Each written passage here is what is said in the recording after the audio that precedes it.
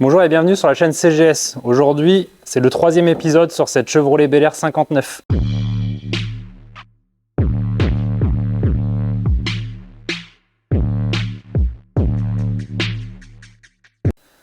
Je vais vous présenter ce que j'ai fait.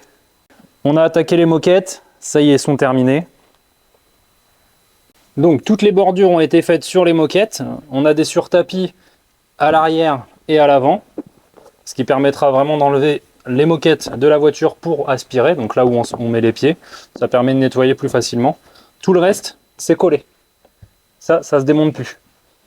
Il nous restera un coup d'aspirateur, il n'y a rien qui a été aspiré derrière, là c'est vraiment brut. De sortie de couture. Effectuer aussi la housse du tableau de bord. Donc là, bon, c'est tout plié. Il y a des plis, c'est normal, c'est pas tendu encore. Parce qu'il faut savoir que ce tableau de bord, comme on a vu sur le démontage, il est collé. Donc c'est pas une coque. C'est pas une coque en fait pour le garnir. Donc là, en fait, l'idée sur ce tableau de bord là, c'était de refixer la mousse. Donc j'ai remis une petite mousse en fait de finition qu'on peut voir ici là. C'est ce qu'on appelle une mousse sur résille. Donc vraiment pour recouvrir l'ensemble du tableau de bord. Et ensuite, j'ai repositionné la mousse. J'ai fixé déjà la première barrette Chevrolet là, qui vient vraiment maintenir le tableau de bord. J'ai commencé à faire mes petites coupes pour remettre les caches en ferraille qui ont été repeints par le client. Ensuite, je vais avoir les compteurs qui sont là-dessous à détourer. Donc ça va pas être facile, mais ça va le faire, on va se débrouiller, hein. Va falloir chauffer, etc. Là, dans cette vidéo, le plus important, ce que je vais vous montrer, c'est le plafonnier. Donc, on va poser la tôle, pas la tôle, la T-bode d'isolation sur le plafonnier, et ensuite, on va venir fixer le plafonnier qu'on a déjà cousu en amont. Donc, c'est parti. Donc là, voilà, le plafonnier, il est là, il a été cousu.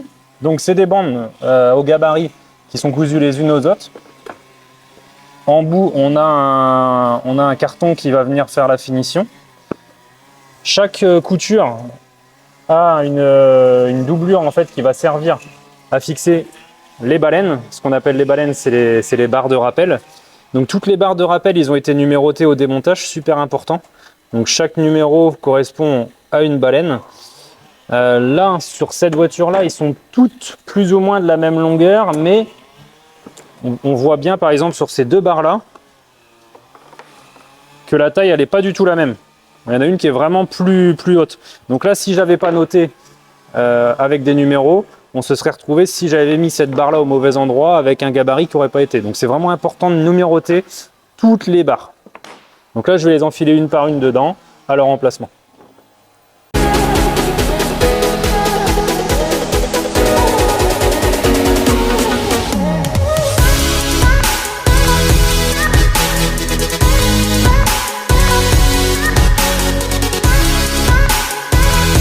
Donc là, j'ai la T-bode qui est déroulée, je vais aller prendre mes mesures, je vais la coller au plafond et comme ça l'isolation sera faite. Et ensuite, on pourra monter le plafonnier.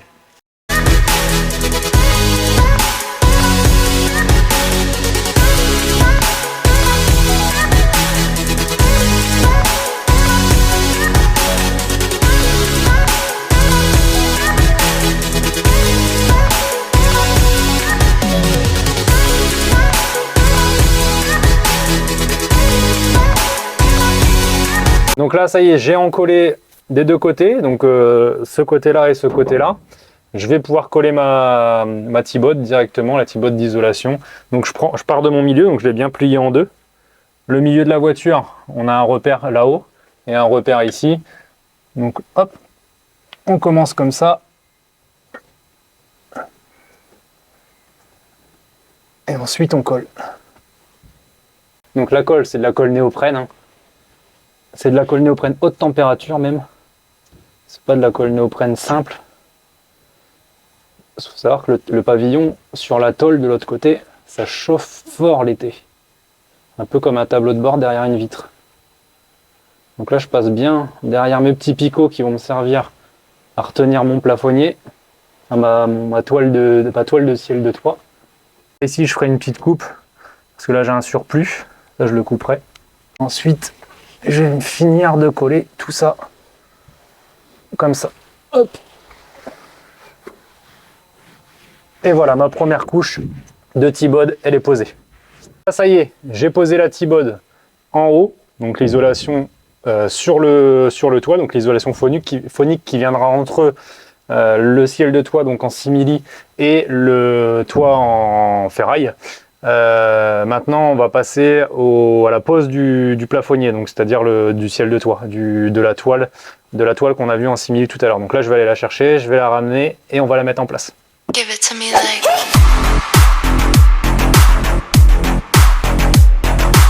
Nous voilà avec le plafonnier. Donc je vais commencer par l'arrière. Donc ça se présente de la sorte. On a une balène de chaque côté, donc une barre avec un rappel, c'est ce qu'on appelle une balène. Donc elle vient se fixer d'un côté dans, je sais pas si on voit, là on a un trou à le mettre dedans. Voilà. Et ensuite on en a un de l'autre côté. Donc on glisse ça là-dedans, on tire vers l'avant. Oh, et ça se casse la gueule. Voilà. Voilà. Bon, ça se positionnera à la fin, parce qu'il y a un carton à mettre au bout, je le mettrai à la fin. Donc là, je vais clipser toutes les barres les unes dans leur logement. Donc ça tient fort. Hein. Hop. Là, je vais avoir la partie arrière à fixer. Donc elle se présente avec un rappel tout le long qui a été cousu. Et elle va venir se fixer dans ces petits picots qui sont là. Donc je vais les redresser un petit peu pour créer un passage. Tous les redresser comme ça. Et ensuite, le rappel, lui, on va faire un tour complet comme ça. Et en fait, ça fait un tour complet. Et on vient le fixer dans ce rappel-là. Et ensuite, je viendrai le rappuyer. C'est ça qui fera vraiment la tension sur l'arrière du plafonnier. Donc là, on a tout ce qui est balène qui a été fixé. Donc ce qu'on peut voir là, c'est donc la toile qui est fixée au niveau des balènes. On a des plis. Ces plis-là, en fait, ils vont partir vraiment à la tension sur le côté. Donc ça viendra vraiment à l'arrière. À ce niveau-là, il ne faut pas avoir peur du fait qu'il y ait des plis. Les plis vont vraiment partir après. Et ça, il va falloir les répartir tout doucement, de droite et de gauche. Il ne faut pas faire juste un côté et ensuite l'autre. Il faut vraiment tout faire. Enfin, il faut vraiment faire en symétrie. Par exemple, je vais tendre ici, tendre ici, tendre ici, tendre ici, et ainsi de suite. Donc là, je vais fixer ça, et ensuite, je fixerai l'avant et les côtés. Donc là, j'ai fixé le rappel derrière, donc il y a un joint caoutchouc qui vient vraiment faire la finition. Voilà, ça vient tenir ça comme ça. Donc ça, il faut bien le retaper. Donc ça, c'est pareil, tous ces plis-là, il ne faut surtout pas avoir peur, ça va partir à la fin. Il ne faut pas essayer de les enlever tout de suite. Justement, c'est comme ça qu'on fait des conneries. Il faut les enlever vraiment à la fin. Donc maintenant, je vais agrafer mon avant, parce que l'avant, il est agrafé. Il est agrafé sur un carton qui est lui fixé sur la carrosserie. Et on aura notre tension avant-arrière. Et ensuite, on fera la tension droite-gauche. Donc là, je vais venir tendre au maximum vers l'avant mon simili en commençant par le milieu. Hop. Donc là, j'ai un repère sur le simili pour être centré.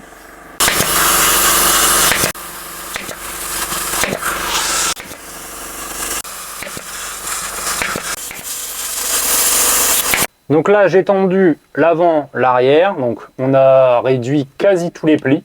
On a encore un petit pli là, mais ça c'est parce qu'il y a la lampe ici. Donc là, je vais avoir un trou à faire. Et la lampe crée un autre pli ici. Celui-là partira quand j'aurai fait le trou de la lampe. Ensuite, il me reste donc ces plis sur les côtés. Donc c'est là que je vais venir tendre les côtés. Donc je vais commencer par ce côté-là. Je vais faire ces deux endroits-là.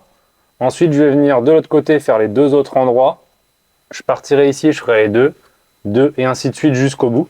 Donc je vais tendre vers l'extérieur et en fait là je vais juste avoir tout simplement à pousser le simili dans cette griffe ici et en fait les griffes que vous voyez ici là, donc toutes les petites pointes, c'est ça qu'on appelle des griffes, elles viennent tenir le simili dans l'autre sens. Donc c'est à dire en gros, je prends le simili, je le rentre, je retire et le simili va tirer vers le bas et il va venir s'accrocher dans les pointes, tout simplement.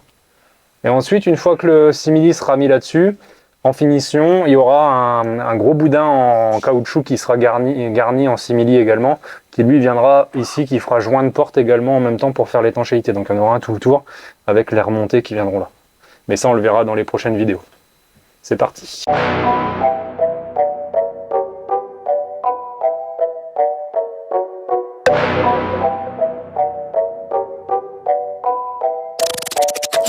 Là, j'ai tendu en premier l'arrière, l'avant et les côtés. Donc on a fait ces deux morceaux-là, les deux morceaux-là, les deux morceaux-là, et ainsi de suite, ainsi de suite.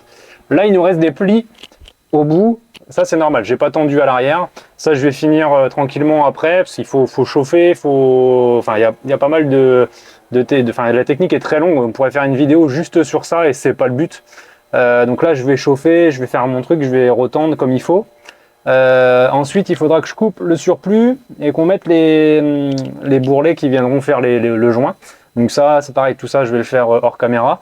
Et dans la prochaine vidéo, je vous expliquerai en petit détail ce qu'on a fait dessus. Parce que là, je vais finir donc le tableau de bord, toutes les finitions du toit, enfin du toit. Donc ça va être un peu long. On va pas faire une vidéo complète là-dessus. Donc on se retrouve samedi prochain sur la prochaine vidéo, où on aura un vrai avancement, parce que je pense que la sellerie, elle sera vraiment bien avancée. On verra sûrement un petit morceau de la sellerie des banquettes, mais je pense qu'au moins la banquette arrière sera faite hors caméra également. Donc voilà, et si vous voulez encore plus de contenu, plus détaillé, n'hésitez pas en commentaire à le préciser, et ça sera avec plaisir. Bonne journée.